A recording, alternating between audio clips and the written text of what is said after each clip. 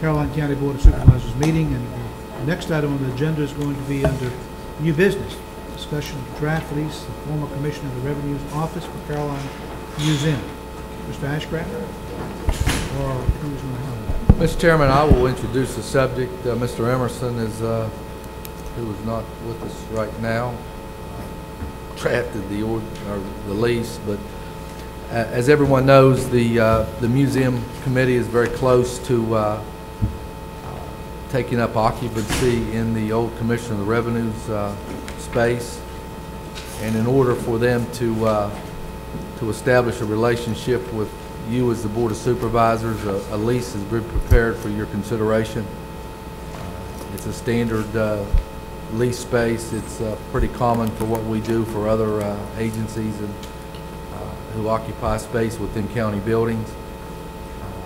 The lease that's been put on your desk tonight that was different than what was in your packet had to do with them having the ability to establish a gift shop. And everybody have that? So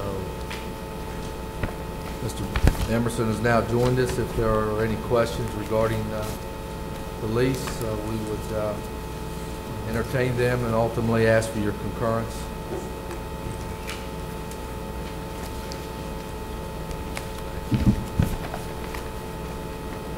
All right, the questions of Mr. Emerson, if you had a chance to look over this lease agreement. Is there any questions of Mr. Emerson or Mr. Ashcraft?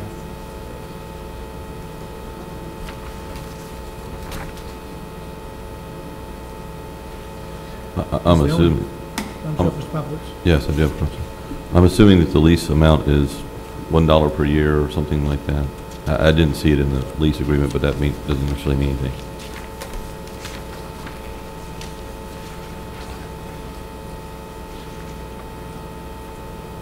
No, $1 per year. Number 5. Number 5. Oh, sorry. Okay. All right. And the only change from anything else that we've looked at has to do with the gift shop, right? Mr. Chairman, I have a question with regard to, excuse me, item 7, which is property maintenance, utilities, and other costs. I thought the board had decided that we were basically doing maintenance on the courthouse and that we would take care of the, I guess, the janitorial service. And the internet service is already provided there as part of the county service, so there was no additional charge.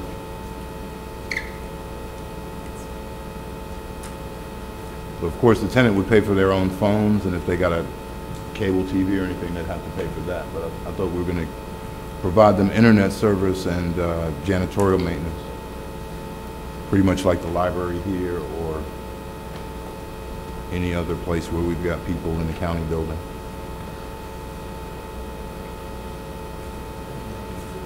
What do we end up doing with Caroline's Promise? We eliminated their internet bill because they were in a building where it was already provided, and that's kind of what we said would be the general thing. Right. Now we were doing maintenance for them when they were on Main Street, and now they're here in social services. So I think we're still doing maintenance because they're part of social services.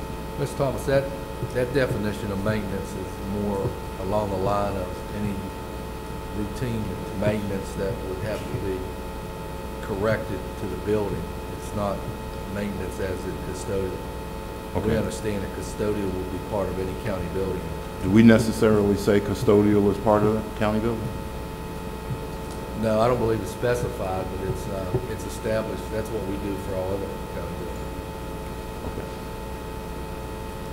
Such as the health department. Yes, sir. And of course, in their health department's case, that's you could say that's part of their rent, I guess. When it's not an add-on charge. Right. Do we put in there that they're responsible for the maintenance, or is that included in their rent? Do they have to do all the maintenance on the health departments? Because they rent it from us. can't recall, but I believe that we were responsible for all repairs and maintenance and so forth to this building.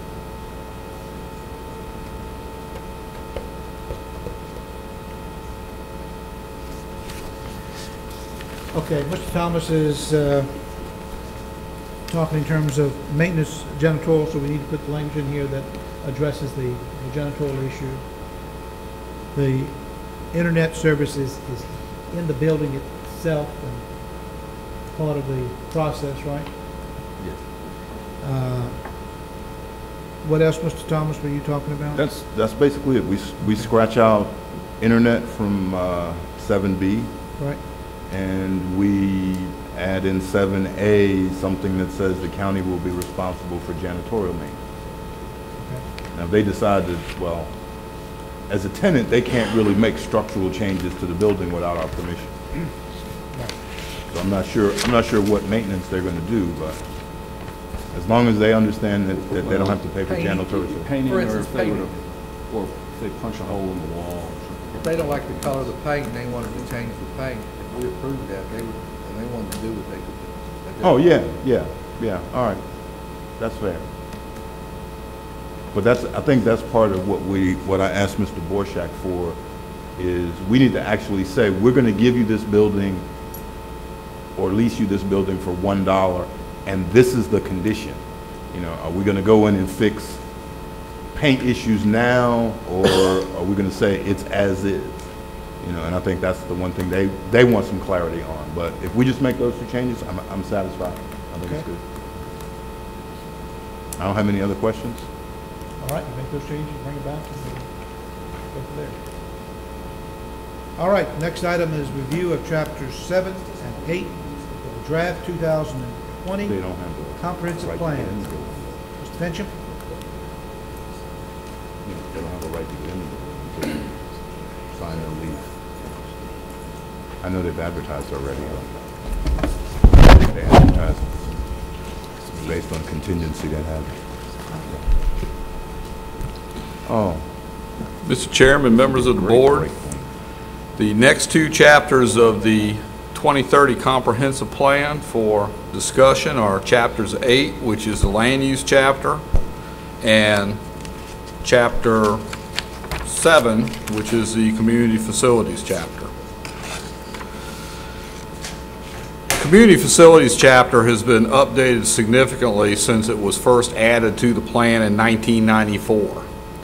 This chapter analyzes all of the facilities that either directly are provided by county government or for which we provide some type of funding and support for a service, including libraries, schools, public safety organizations, court services, fire and rescue, general government, and community services and utilities. The plan basically reviews all of these different areas in 3 general categories, and that's general government, public safety, and community services, which include social services, the health department, RAAA, and extension. The plan has been updated to provide current evaluation standards for facilities. The existing, yes sir.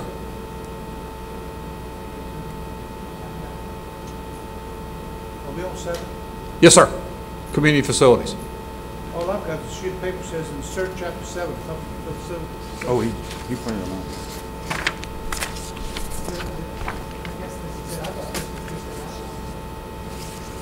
So you're saying this is what you want us to insert in this book?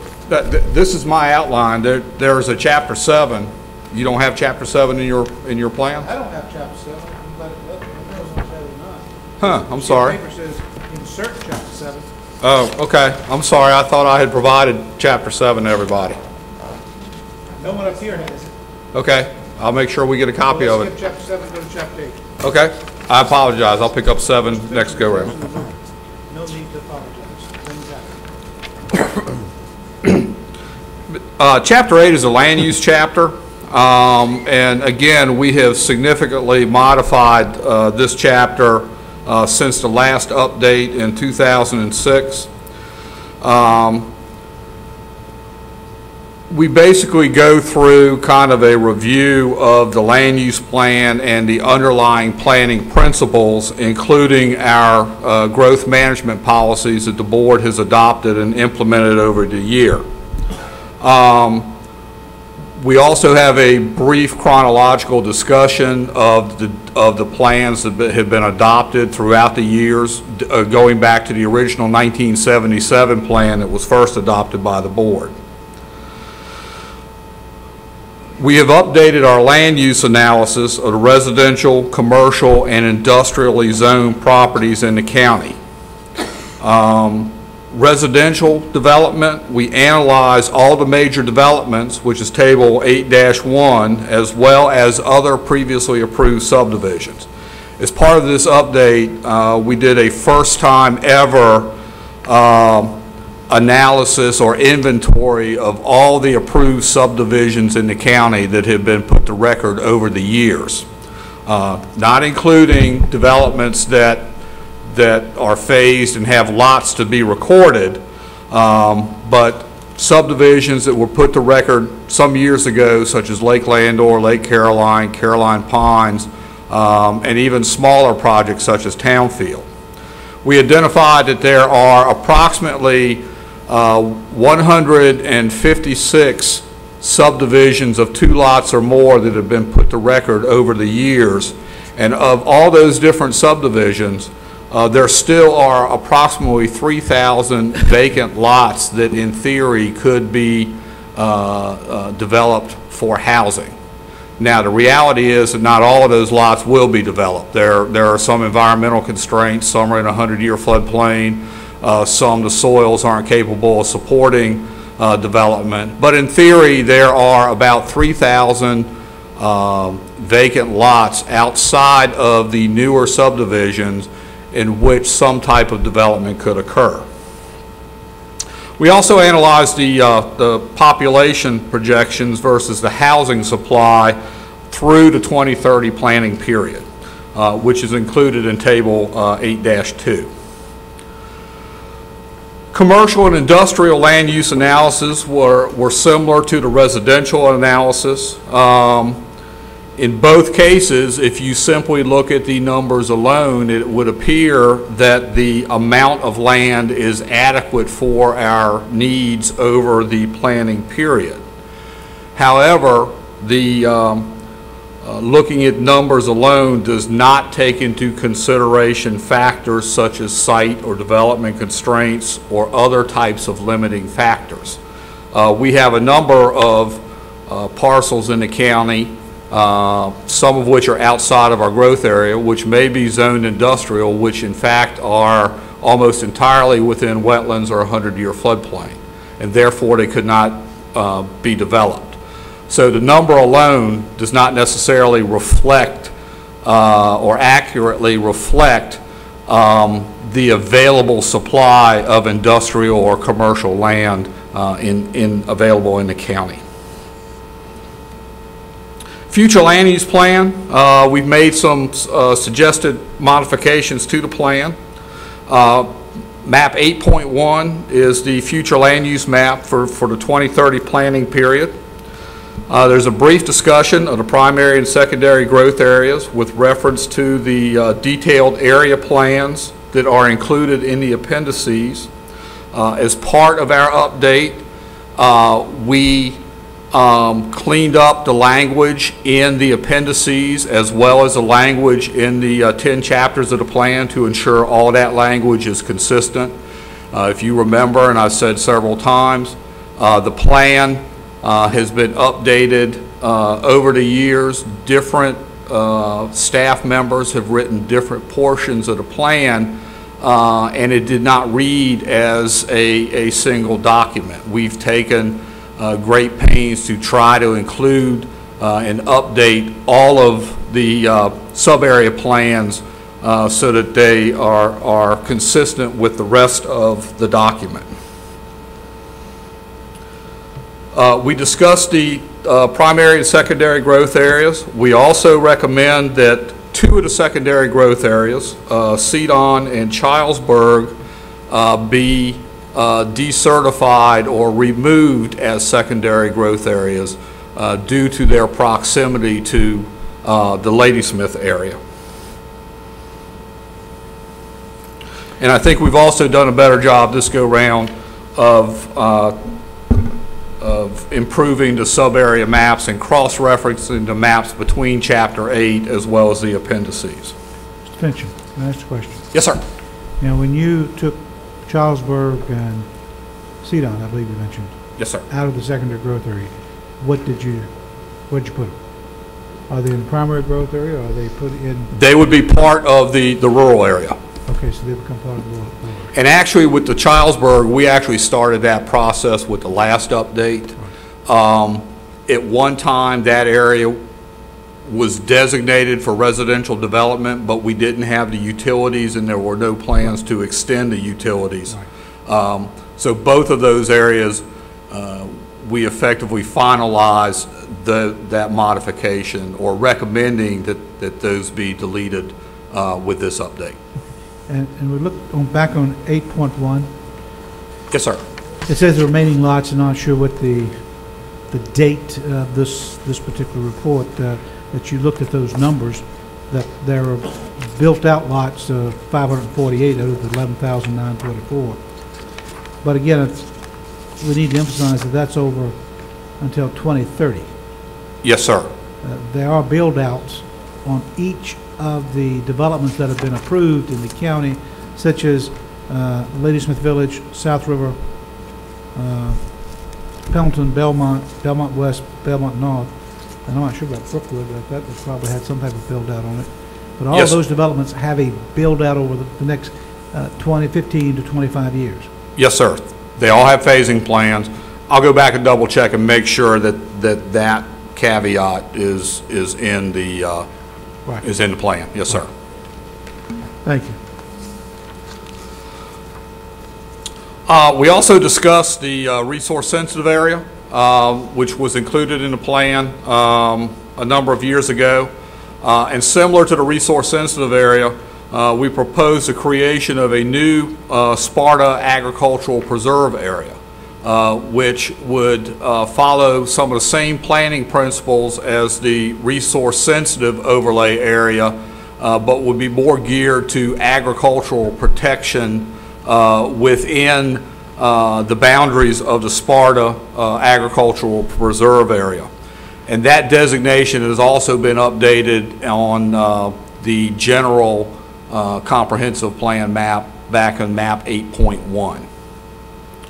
And finally, we've updated the goals, objectives, and implementation strategies consistent with the updates to these other sections of the of Chapter 8. With that, I'll answer any more questions that the board may have. Does the board have any questions of Mr. Fincham?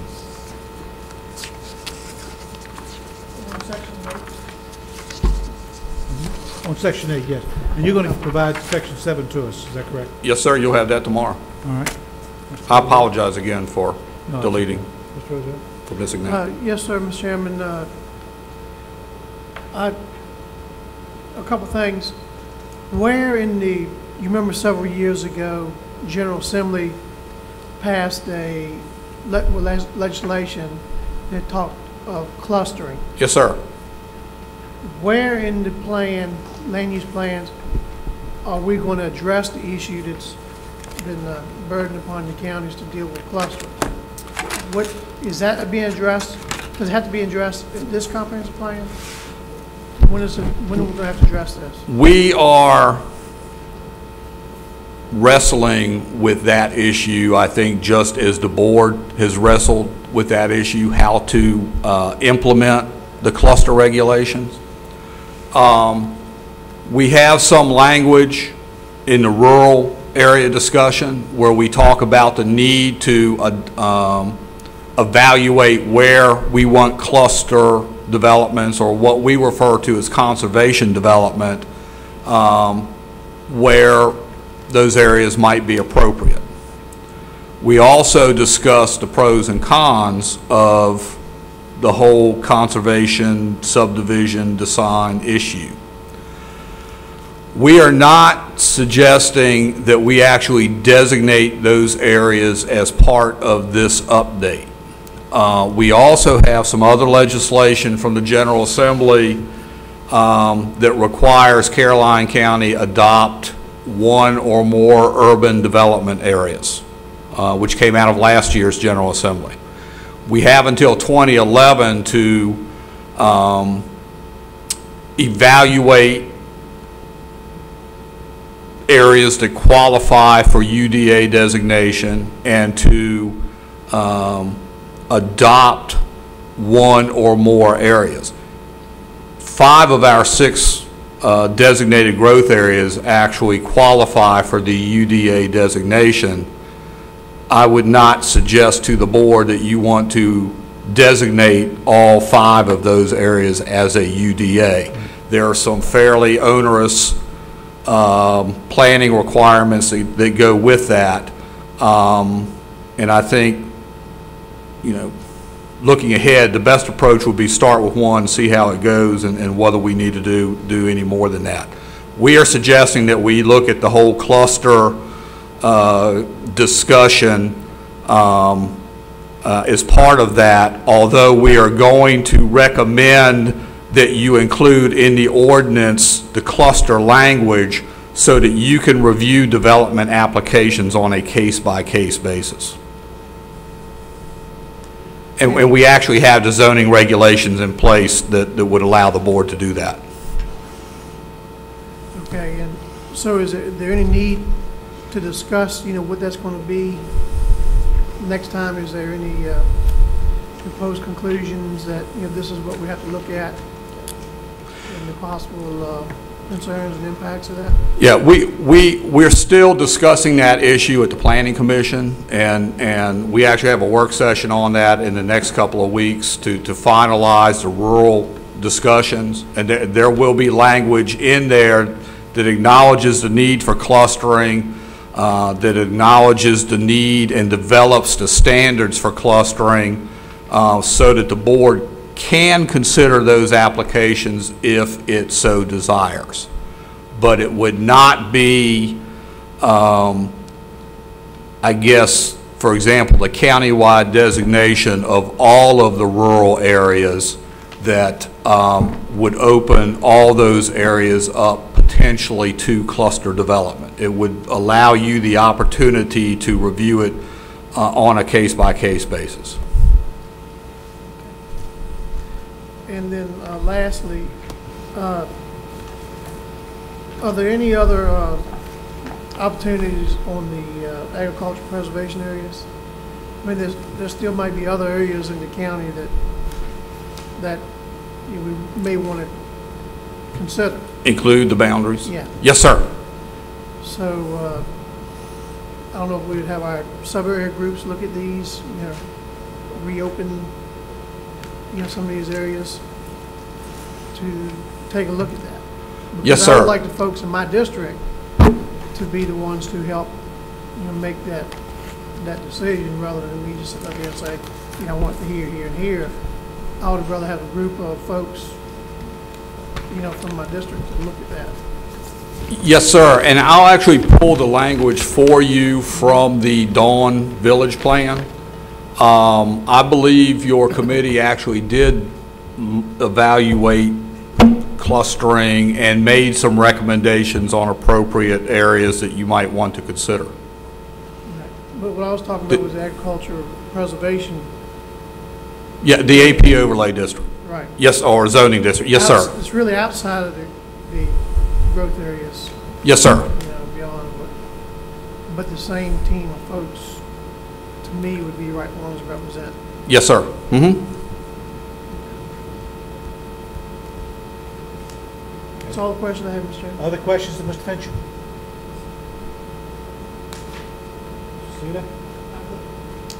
Thank you, Mr. Fincham. We appreciate your... Okay. If it's okay, can we do 7 along with 9 and 10 next time? So that we can keep on schedule? Okay. Once again, I apologize. My mistake. Thank you, Mr. Fincham. Next item is proposed amendment of Chapter A 130 of the Code of Caroline County, cable television franchise. First reading. Mr. Chairman, if members of the board, if you recall, a few weeks ago, you adopted an agreement with MetroCast, and we have, as staff, after some discussion, have come to the conclusion that we need to modify our cable TV franchise ordinance to not only reflect that agreement, but just to update it. It has not been updated for several years, and the ordinance you have in front of you will do that. Tonight is the first reading, and we would ask that after you've considered first reading, if you would approve a public hearing to be held on November the 12th. All right. Have questions? Excuse me. Just basically what we're saying is, because of this ordinance, you would have to negotiate a franchise agreement, as opposed to what happened That's correct. with the long-standing one we didn't have before. That's correct. Now, what's the downside if you don't negotiate? Is there was a penalty in here? I didn't see it. I don't believe we have that. I don't believe we have that authority to do that.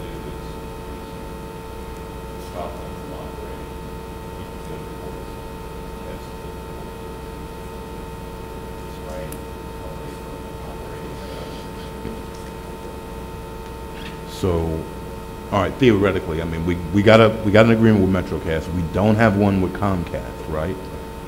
So we adopt this ordinance, then we go to Comcast and say, hey, you guys, based on our ordinance, have to negotiate with the county. It's probably not grandfathered, but You can do that, yes. They also, under the state law, are permitted to,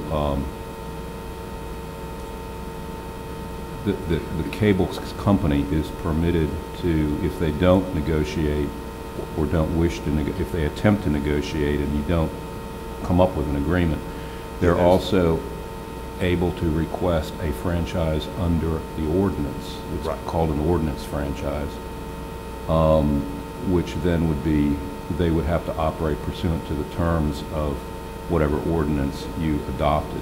Now, this particular ordinance does not go into detail along those lines because no one has yet requested that, but it requires, pursuant to state law, it requires notice to the county if a company does want to request an ordinance franchise, which would then give the county time to adopt the state law provisions that would go into such an ordinance. It's not incompatible with what's in front of you. It would simply add some other provisions into that. We didn't put them in at this point in time because no one has requested that option, and we felt that unless that happens next week or next month, which I guess is possible, but we felt that the law is more likely to change than not over the next few years, and someone would simply have to keep amending the ordinance to keep it up with state law, because most of those provisions are basically in the state code, and so every time they change, you'd have to change the ordinance. It seemed like it was premature to do that, and it would just cause wasted time and money and effort until you get to that point, and then you adopt whatever the then current state law is at the time you need it.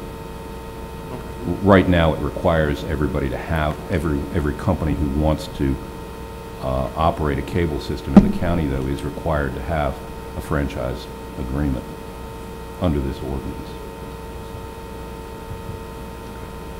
I understand. Other questions?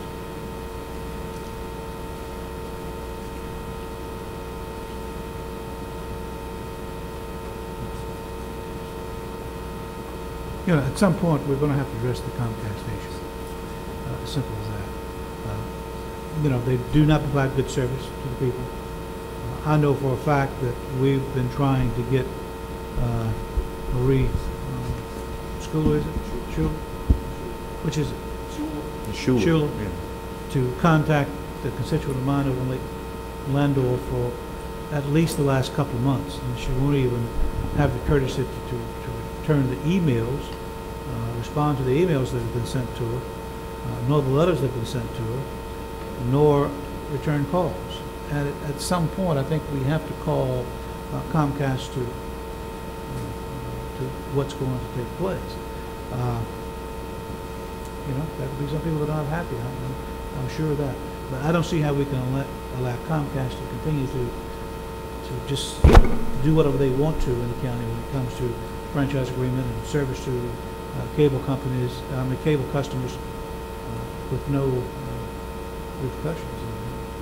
So I think we need to address that issue pretty quickly. All right, we consider this the first reading. Is there a motion to go to public hearing? So moved. Second. Motion by Mr. Popowitz, seconded by Mr. Seeley, that we authorize public hearing to be held November 12th on the proposed amendment to Chapter A130 of the Code of Caroline County, cable television franchise. Mr. Chairman, one question. Does this require 30 days notice since some do and some don't? Is this one of those that requires 30 days notice? Because we had to do that for one other that was services, as I recall, and it required a 30-day notice, not a... I think that was the Broadband Authority That's what it was. establishment, Right. which was a separate, that was under a very specific provision specific to that. I think this is just an ordinance, which would be the normal adoption, but we can look at that, and if that's the case, then why don't we set it for the next meeting if we have enough time to advertise. If we don't, we'll have the public hearing at the following, and we can check that in the meantime. All right. I think it'll be okay then. The motion's been made and seconded to authorize public hearing for November the 13th to be advertised, public hearing for November 12th, November 12th. Is there further discussion on the motion? Do we need to amend, Mr. Chairman, to make sure we're in the right time frame, based on legal counsel's advice? I would just say at the first possible meeting, the next meeting possible. All right. I'll amend my motion to reflect what the findings of council. And I will second my amended second. Okay. Then, as you heard, the motion that we're advertising for the public hearing for the first available, first possible meeting. Discussion on the motion. All in favor, vote by saying aye. Aye. All opposed, nay. The motion's carried. Fran, you're center stage with the fiscal year 2009-2010 first quarter finance report. Mr. Chairman, members of the board, Ms. as you Hatch, it's said, good to see you this evening. thank you. You have in your packet the first quarter financial report for fiscal year 2010, comparing it to the first quarter of fiscal year 2009. It is a budget report, not a financial statement. As you can tell just by looking at some of the numbers, revenues are down a little bit from last year, but so are expenditures for all the funds in total. We've had some local revenues that are a little bit higher. We've had some state revenues that are lower. State revenues are down basically because of several one-time shots in the first quarter of last year compared to this year that we won't see again. Your tax revenues, as Ms. Curran said, are running just about the same as what they were this time last year. We're a little bit higher in real estate, a little bit lower in personal property, but that's to be expected. Your sales tax does show it being a little bit higher this year than last year, but that is probably going to be adjusted down based on what we've been finding out. Your permits are continuing to go down. You will see in the, probably not to the fourth quarter report, where we're actually going to have to adjust the revenues for the compensation board for the cuts that they've already imposed. We do not know now what further cuts we're going to have, but they are talking about doing another round of cuts in December. So right now, it's a $115,000 cut. The affected departments, most of the affected departments have given us a budget reduction plan so that it shouldn't be a drastic effect. But you might want to keep in mind from the point going forward in talking to some of the staff at the compensation board, these are probably going to be permanent cuts. So it's not just going to be a this year and maybe next year be better. They're talking about these will probably be permanent. Your general fund expenditures are slightly lower than last year by about $239,000. So people are all the departments are trying to keep costs down. We have initiated discussions with all the departments of trying to do bulk purchasing, this kind of thing, and spread it out as best we can and to watch how they're spending. Your other operating funds are running about the same mark. Some are a little bit higher, some are a little bit lower. Social services is a little bit higher, which is to be expected given the economy. Your debt retirement, it should be noted that it is higher this quarter than it was this time last year, but we had a very hefty debt service payment the 1st of July this year that we didn't have before. And also, y'all should keep in mind the fact that the school debt is now 61% of your debt, where it used to be the other way around. There are, in the capital improvements fund, there are no projects. There's some expenditures, but it's from borrowed funding. There are no projects that have any new funding. So it's basically the renovation of our county office building, sheriff's department, and the school projects. And that's about all that's going on there. Utilities are showing an increase in their revenues over prior period, which can be attributed to the increased rates.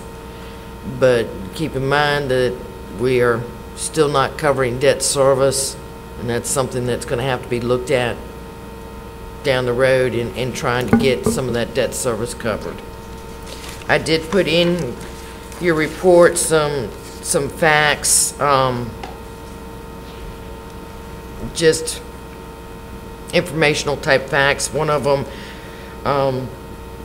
this time, as of mid-October, we have collected over half, or we have been promised or collected over half of the availability fees that we budgeted for. So compared to what we were last year, that's a good sign.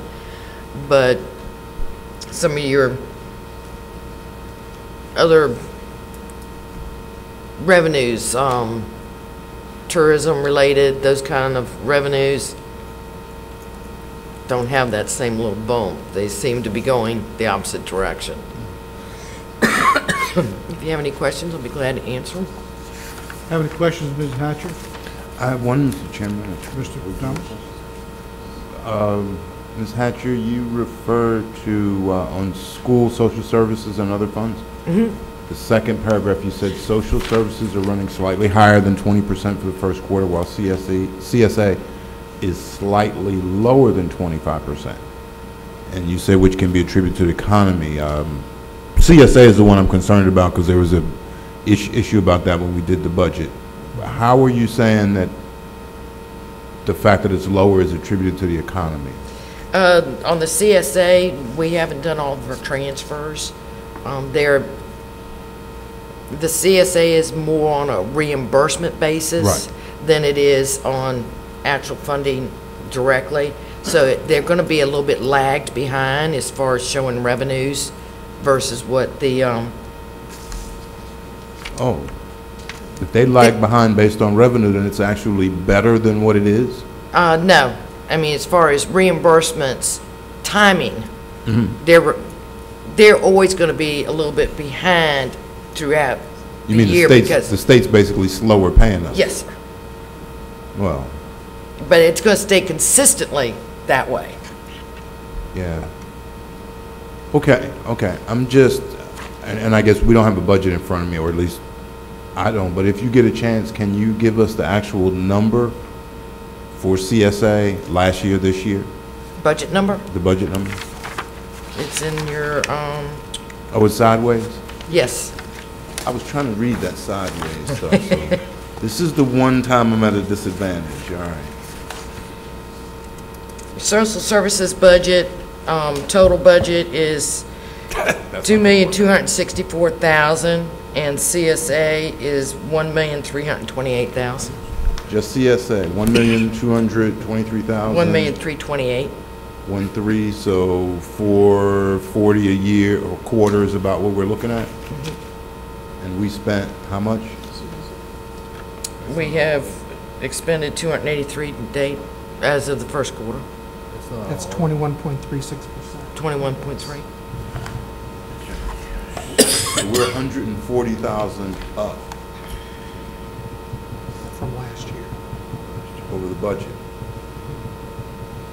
So theoretically, CSA, the big cost for us have been students going somewhere else, like Fredericksburg, special needs. If we're not seeing a large number now, the odds are we won't see a bump in that cost. Because they're basically, unless they move here, because of our wonderful CSA budget, we probably won't see a difference, which is a good thing. And I just want to make sure, because that was one we discussed quite a bit on the budget. Okay, okay. Thank you. That's all I was interested in at the moment. I appreciate it. Gotta figure Other out- questions? What was the issue with the consumer utility tax and the E911 fund? Why was that? What was the issue with the 25% less in that first quarter? In which fund? The consumer utility taxes and the E911 fund? There was the best I could tell, and from all the information I'd gotten, because so many people have gone to cell phones, there is some, I guess, hidden little thing in the law where they can't do the taxing on calls to a landline from a cell phone or something of that nature. VML, VACO, everybody was involved in reviewing all this, and it resulted in a multi-million-dollar credit back to a lot of the carriers. So for this year, the first quarter and part of the second quarter is going to reflect the reduction back to the jurisdictions that receive the taxes.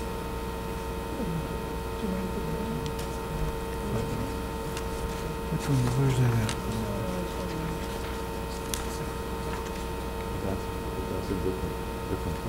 Let's just get stuck on it. You know where that's at, Fran?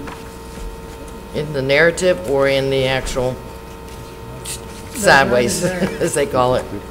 No, the actual, how much was that 25% represent? I don't have a total yet, because that comes in monthly and it's close to 2 months behind. So we're just starting to see it, but it's going to affect basically your first quarter and part of your second quarter. Well, but it's not as it is. Most of where it's going to be is going to be in the Fund 209 and 401, I believe, split. Yeah. We can't read all of it. Sideways. Oh, That's all right. I'm good, I can look at it. Other questions of Mrs. Hatcher? Thank you, Fran, for putting this together, and this is good information for us. It's not as bad as I think we initially thought it was going to look like as far as under revenues and overflows. Right, and right now we seem to be on track for under 25% of the budget for the first quarter, which was my concern, was were we going to be there, or were we going to be over in enough places that it pushes the overall budget over? appears we, I should say, we're doing pretty well this time. All right. Informational calendar items, Mr. Ashcraft. Mr. Chairman, last night, your census committee was met for the first time, and it was a good turnout. I would say there were close to 30 members that were represented, and each of the constituency groups in which these folks are asked to represent had an opportunity to ask questions and be heard. And we won't meet again until January 25th. But in the meantime, each of the members of the committee have been charged with going back to their respective constituencies and just sharing the basic information of how important the census is. And then when we meet again in January, we're really going to gear up for February and March to highly publicize the census. And then April 1st is actually Census Day. That's when the forms are received or asked to be turned back in, and then there'll be a period in which census takers will go visit people's houses when they aren't returned by mail. So we certainly have a strong commitment to this. The young lady who was here from the U.S. Census Bureau was very pleased with Caroline County's involvement, and she felt like that our committee was one of the best that she happens to be part of. And she represents counties from Winchester all the way to Louisa. So she was very, very pleased with that. So on Thursday, Mr. Chairman, will be the second round of meetings for the Dawn Phase 2 project. These meetings are held at 10 o'clock to noon, and then they're also held from 6:30 until I believe 8:30 to try to hit all the folks and their work schedules and things like that. And the last meeting did register a few people. I believe they're hoping to register some more at the meeting on Thursday. And then after that information is obtained, then the committee will get back together, and ultimately there'll be a recommendation made back to the board. So that'll continue this Thursday. I remind the community that trick-or-treating is this Saturday from 6 to 8 throughout the communities in Caroline. The Sheriff's Office is very much involved in this from a safety perspective, and they will be patrolling all areas of the county, making sure that everything is in order. For those who don't want to participate in trick-or-treating, there are a number of carnivals and parties that are going to be going on both publicly and privately, and we certainly ask people who want that alternative to seek out a party or a carnival in their area. Two that the county has provided funding for upon request have been one that will be held at the county fairgrounds. That is starting at 11 o'clock on Halloween Day, and will go all the way through 8:30 that night. And then the Dawn Progressive Association is also sponsoring an event down in Dawn. There are probably others that are going on, and I'm sure if they notify us, we'll certainly let people know through our website. We want a safe day and a safe evening for these children, and all indications are everything's been put into place to provide that. Chairman Akers, you will be having 2 community meetings next week. Monday, you'll be at the Ladysmith Library. That begins at 6:30 for the residents of Ladysmith Village. Primarily for those residents. They're open, obviously, to anybody who wants to attend. And then on Thursday, you will be at Lake Landor, and that meeting begins at 7 o'clock for the residents of Lake Landor. The following day, November the 6th, there'll be a ceremony recognizing our fire and rescue volunteers and career personnel. All board members have been invited to that. Hopefully you can take in all or at least part of that ceremony that begins at 7 o'clock, and then there's a reception that takes place afterwards. And then I also want to remind the public that our next board meeting is not Tuesday, November 10th, but instead it's Thursday, November the 12th. Board members have out-of-town commitments that will, has caused us to move that meeting to the 12th. And it'll still be starting at the same time, 6 o'clock, but it will be on a Thursday, not on a Tuesday. Thank you, Mr. Chairman. That completes my update. Thank you, Mr. Ashcraft. Closing board comments, Mr. Popowitz? Mr. Thomas? Yes, Mr. Chairman, just as a matter of logistics, I will be out of town the week of the 2nd, so I'm actually not going to be able to attend the fire and rescue award ceremony, but if you'll pass along my congratulations, I'd appreciate it. Thank you. Mr. Seeley? No, sir. Close out. Yes, sir, Mr. Chairman, I do have just a couple things. The Frog Level community will certainly be having our Fall Festival and Parade this weekend, and we'll be sharing our Brunswick stew, which we've been doing for about more than 30 years. So we certainly That parade 11 o'clock. parade starts at 11 o'clock. So certainly we welcome everyone to come out for that. And also, I was called by one of the volunteer firefighters who was concerned about the enough H1N1 shots for those folks. And I understand we're working on that, but did have someone to call. I just want to pass on to make sure that we follow through on the rest of that process. We're actually going to start administering vaccinations in the schools tomorrow.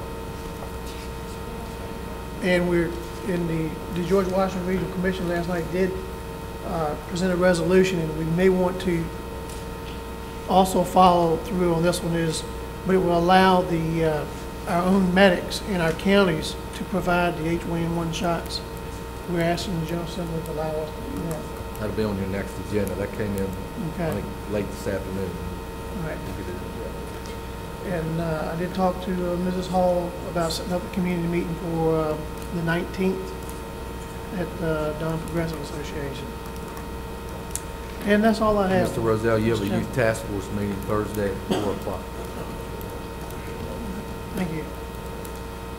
Thank you. A couple of things I wanted to share with the board.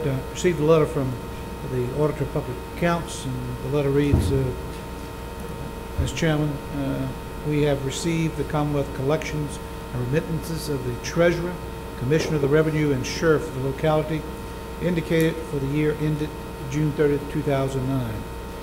Our primary objectives were to determine that the officials have maintained accountability over Commonwealth collections, established internal controls, and complied with state laws and regulations.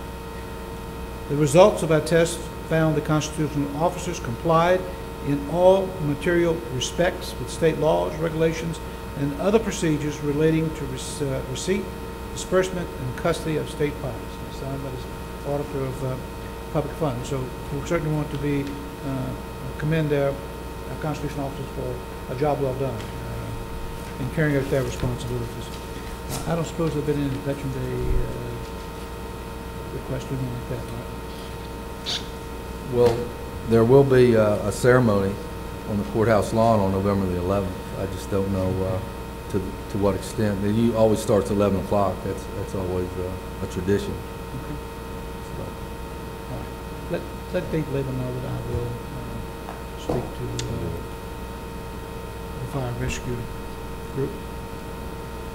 All right, and also in addition to the meetings that Mr. Ashcraft has mentioned, and I'm sure we've mentioned that at the next meeting, but on November the 16th, I have a meeting at Ladysmith Firehouse, a constituent meeting, and on November 17th, I have a meeting at Lake Caroline, a constituent meeting at Lake Caroline on those dates as well. All right, is there a need to go into closed session? No, sir. Not this evening. Is there a motion to adjourn? So moved.